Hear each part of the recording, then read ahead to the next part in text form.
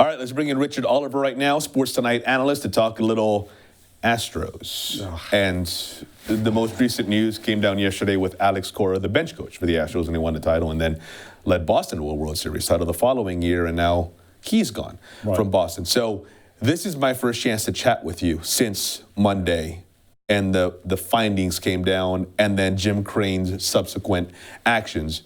Your thoughts on the way this whole thing played out? You know, when you think about the impact of this, I mean, you and I have been talking Astros in a very positive way for almost 3 years now. Yeah.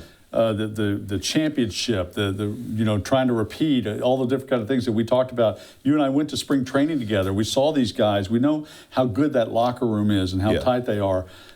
Just the impact of this, and I'm a huge Astros fan. I mean, there's no secret to that. We all have our teams. Yeah. That's my team. I'm heartbroken by this. The idea that not only is this obviously call into question everything the Astros have done over the last few years, but Hector, just the stain on the franchise and the stain on all those players who we've really grown to appreciate is going to be really hard to shake off for some time to come. I want to get into that a little bit later.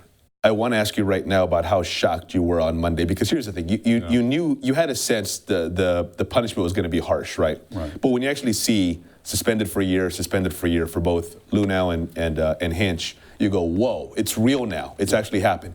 And then when Jim Crane announces to start his press conference that they've both been fired, to me it was just as staggering a moment as I can remember, and I'm trying not to use hyperbole here and I'm trying not to be a captive of the moment, but it was as staggering a sports moment as I can remember in the last several years. You know what's interesting about it too is that, you know, as bad as the situation is, as bad as this is, because we both love baseball, and we know how baseball appreciates its rules and its regulations and staying, you know, a gentleman's game, those kind of things.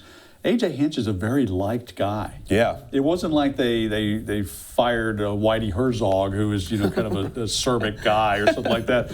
A.J. Hinch was admired around the league, admired in his locker room, admired by the people that dealt with him, admired by the media, and had been a stand-up guy even through some of this bad stuff that had happened. And Brandon Taubman in the locker room and all this stuff, he'd been the voice of reason.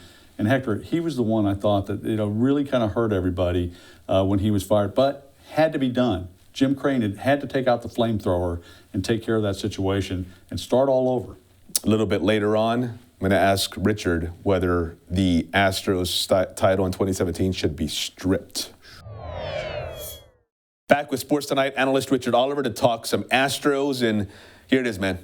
Question I got to ask. I don't like asking it, but I think it's a legitimate question to ask. Given the Astros were doing the cheating during the 2017 season, and the 2017 postseason, and they won the World Championship that year, should Major League Baseball have taken away that World Series championship? Well, in a way they did. You know, in a lot of ways, just the question marks. But, you know, of course, you could ask that of the Patriots and some of the different things leading into those games, too.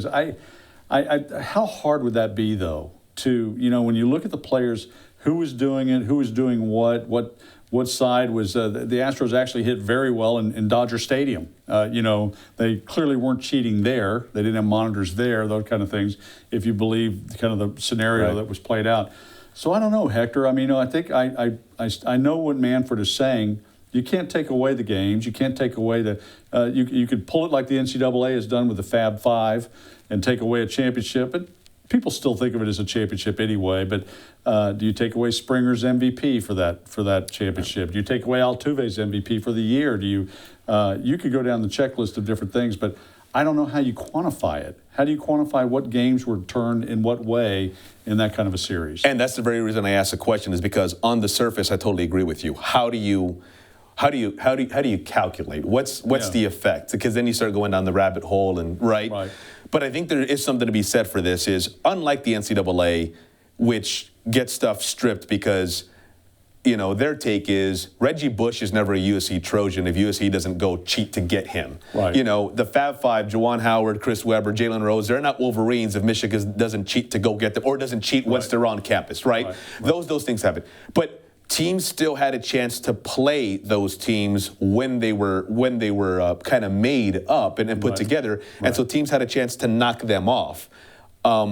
the cheating wasn't happening in game. What really bothers me about this, as much as I hate to say it, is the cheating was happening in real time, in game. Right. And I have a hard time believing that that doesn't have some sort of an effect on the way the game plays out.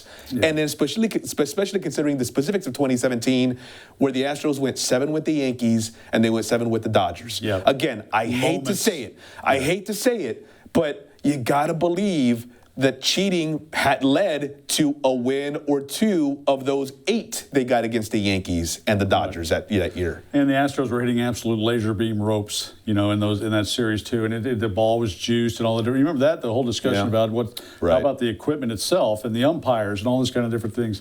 It's a complicated question, and it's one that I think is really going to linger for a while. But the other thing is, the Astros have to live with that. I mean, so in a way, this is something every single time one of those guys steps into the plate from now on, throughout the rest of their careers, Altuve, Springer, Bregman, go down the list, big giant C tattooed on their chests. And I think that's something they're going to have to deal with moving forward. That's true. No matter what Major League Baseball says about the official championship, absolutely right. They got to deal with it. Rich, thanks for the time, man. We appreciate it. All right.